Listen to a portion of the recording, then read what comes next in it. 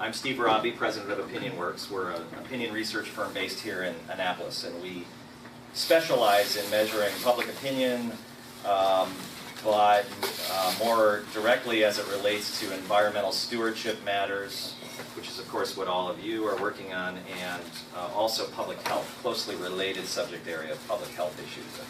So I formed this firm 10 years ago to work on those issues because I care about them personally, and thought it would be important to bring all the tools of market research to this task. So I wanted to just give you, by way of introduction, a little bit of background, very briefly, on our firm.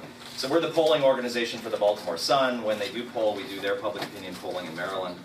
And we've worked for a variety now of water protection groups, some of which are listed here on the slide. We do a lot of work funded by the Chesapeake Bay Trust, who's listed here, and they are the funder of this work that I'm about to tell you about. And what I want to do is just give you a little sense. There's Chris, very important. Whoops, there's my lack of animation. There we go. Chris really conceptualized this study initially. He and I got together based on his initial wish to take a look at his own report card, which we did last year through a survey of West Road Riverkeeper members and some general public and some opinion leaders, and then decided that it would be great to expand this inquiry out and look at report cards generally around the Bay and see how they're doing in terms of kind of friendliness to the reader and engagement. So really, you know, the frame of reference to this study is around those engagement issues. We're trying to, the Trust wants us to, and we are trying through this study to take a look at these report cards and make them accessible to the reader, whether that be the member of a water protection group or whether that be general public that we're trying to reach with this information, so that the end goal is better engagement of the public in these issues that we're all working on. So we looked at content issues around report cards, and not specific indicators or how they're measured or any of those kinds of issues, but more how the content is presented. And then layout and design issues. And then finally, though it wasn't a mission of the project, we did get in a little bit to the idea of how should these be presented online, beyond just putting a PDF on your website and letting people go in and look at it. So there's obviously, as we all know, much better, more dynamic ways ultimately of presenting all this information online. We want this information to be shared, and so I'm pleased to be with you here today. So here's how it was done. I'm just going to have to zip through all these little animations, I apologize.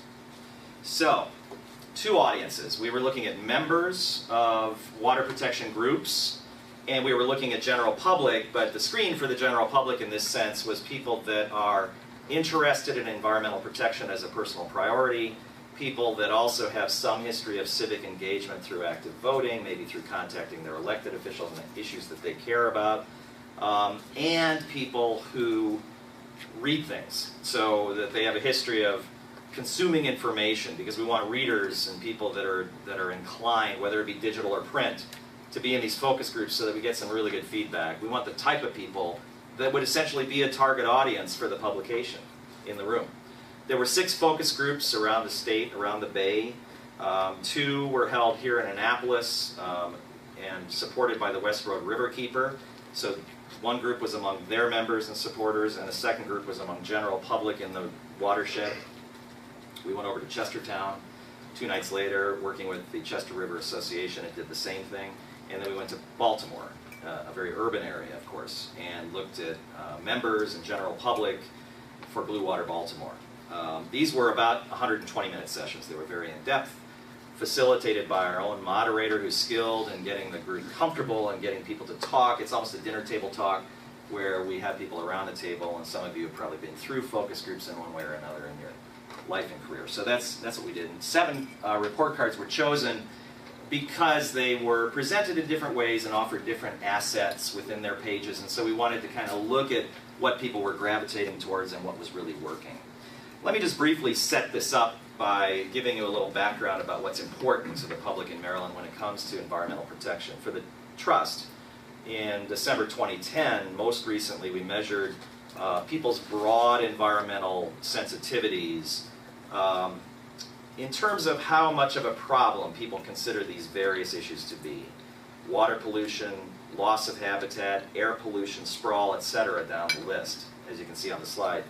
And of these 9, I think, or 8 or 9 ideas that were tested, water pollution in river streams in the Chesapeake Bay rose to the top. It wasn't known to the respondent that the Trust was the sponsor of the work. They didn't know that there was a Bay focus to the survey at this point. So it's kind of a happy finding for our work, for your work, to know that of all the different environmental priorities that the public might have in Maryland, that water protection rises to the top of their list of concerns. And importantly, at the bottom of the slide, 85% of the public does believe, despite all of the difficulties we have with the health of the waters, that the problems can be fixed. So there's a very strong buy-in from the public. There is no sign of Chesapeake Bay fatigue in the public. They're not tired of hearing about these issues. In fact, when we ask them, are you more interested, just as interested, or less interested today than you were, and the wording is at the bottom of the slide, a few years ago, in hearing about the health of the Chesapeake Bay, half of the public's more interested, and only 10% is less interested. So the fatigue is not around hearing about it. If there's fatigue, and this is what we hear in focus groups, not these, but a broader set of focus groups over several years that we've done around water issues, people are very concerned about the constant drumbeat of negative news around water health, and really need to hear some good news to be enabled to continue to care about and work on this work.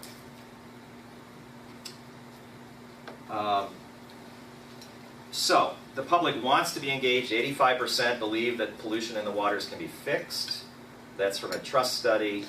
52% strongly agree with the statement that's here on the screen. If I knew what to do to help clean up local waters, I would do a lot more. That's strong agreement with that.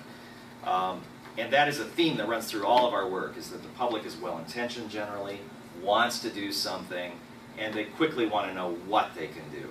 It's often true that the general public, even the interested, environmentally sensitive public, does not have a sense of what actions they can personally be taking to really make a positive difference. And so we make this relevant to this particular study by knowing that the report card can help by giving them actions that they can take. And we'll see that in a minute, but that's something that the public really wants to see out of this document. So let's go to the evaluation of the report cards, keeping in mind that our mission was engagement. Our mission was making the report cards friendly and readable for the public, and we weren't evaluating the scientific indicators or any of that sort of more technical content. So first of all, there's a great interest on the public's part in seeing a clear grade for the local tributary. So these two examples, the West Road report card on the left and the Severn River report card on the right, respondents and focus groups pointed out these as two very good examples of where it's done right, where the grade jumps out at you and you can quickly see what the score is for that tributary. They'd also like to see trends. This is not always possible, but it's one of the first things they ask for. Well, is it getting better, getting worse? And we know from constant assessment of this question in different ways that the public generally sees the waters as getting worse or staying about the same. There's a minority of the public that sees waters getting better. We have seen some uptick in that better number of late, but generally the preponderance of the public continues to see the waters as not improving. And they really want some of that glimmering of good news, but regardless of whether it's good news or bad news, they're eager to know the trends. So this example from South River does a good job in their eyes of showing some trend information. They're little triangular arrow indicators that show a trend.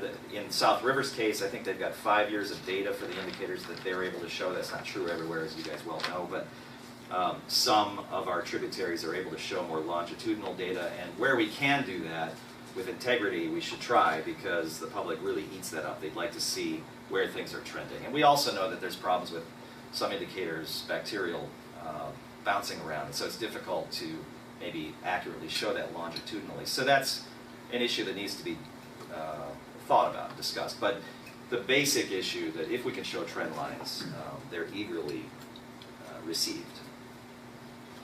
So as I said earlier, the public wants to know what they can do. This is from the McAfee report card, and they called it our homework. It's a positively received table where They're telling people what the action is that they can take and then what the result will be. So in the focus groups, people liked this. They liked the presentation and the linkage.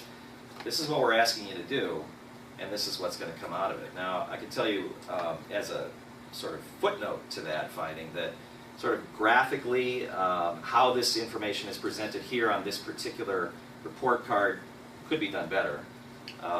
The public would rather see something a little more friendly graphically, something a little more easy to absorb.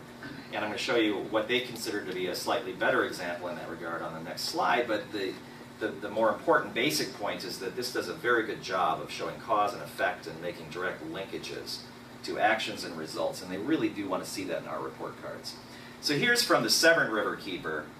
They call it problems and solutions. And so in their case, on the left, they're pointing out what the problem is with the waters, and then on the right, they're pointing out what you can do to make a direct impact. Take this action. So they're making a clear linkage between the problems they've just talked about within the report card, and then how you as average citizen can make a difference. Very important, and this was so well received for a couple of reasons. One is the basic reason that it does a job of telling us what we should be doing. But second is that these little images that are shown help illustrate it. It makes it a friendly thing to look at. The public gravitates, wants to look at those little pictures. The arrows that are used, these are all just sort of little cues that help the public kind of move from left to right across the page and make these connections. And those may seem like minor points, and in a way they are. But when we get to layout and design in a minute, you'll see why they think things like that are important. Just going slightly deeper, and there's much more conversation we could have, but slightly deeper on this issue of how to motivate action. They want to see what the quote-unquote $5 action is that an average person can take. So some of our report cards talk about significant things like living shorelines and conservation landscaping or planting trees, which seems very easy to all of us in this room, but for many citizens they just think that that's too hard or expensive or something. So many people want just an entry point. Tell me the simple thing I could do. That doesn't mean don't tell them the more complicated or difficult or expensive thing as well. But in the mixture of things we're asking them to do, we should make sure to include a couple of easy things that anyone can do without spending a lot of money. Because we want to get people on board. You want to open that door and get them engaged and going initially on this. And so this one respondent called that the $5 action. And so we want to include a $5 action or two. And second, importantly, we want to keep that list short. I think we're tempted to tell the reader everything we know that they should be doing. So give them a list of 15 things, because there's 15 different things you can choose from. Like going to a good restaurant, you want to have a broad selection on the menu. But have you ever gone to a restaurant where there's too many things on the menu, and then you get a little bothered because you can't make a choice because there's lots of good options there? And that phenomenon actually occurs here. And so the public actually becomes overwhelmed. And we see this in focus groups. If we tell them too many options or too many things that they can do, even though they're all valid actions and things we want them to do, it becomes difficult to digest, and it becomes hard to make a choice, and it becomes impossible for them to figure out as lay people what's the one thing I should do. So though it's hard for us to be disciplined, I think that we need to tell people, here's the one or two actions that you can take. And if we can do that, and maybe year by year we can roll out different actions through our annual report cards, but in a given report card, if we can keep the number of actions that we're recommending pretty concise, then that will help us a lot. That Severn one that we looked at, I think only had 4. So that's the kind of a list that we'd like to try to have. Content-wise, including some locally appropriate information is much appreciated by readers. Here's from the Chester River report card, where they included a nice little piece about cover crops and gave the agricultural community some credit for doing some good things. And the readers, or the people around the table, even if they weren't agriculturally connected directly, obviously live in a community that is, and felt very appreciative for this content in the report card. So wherever we can, I mean in Baltimore where we've got a more urban setting, to be sensitive to the environment that we're in with our report card and to figure out a way to be locally appropriate is much appreciated by readers. Now briefly on layout and design issues.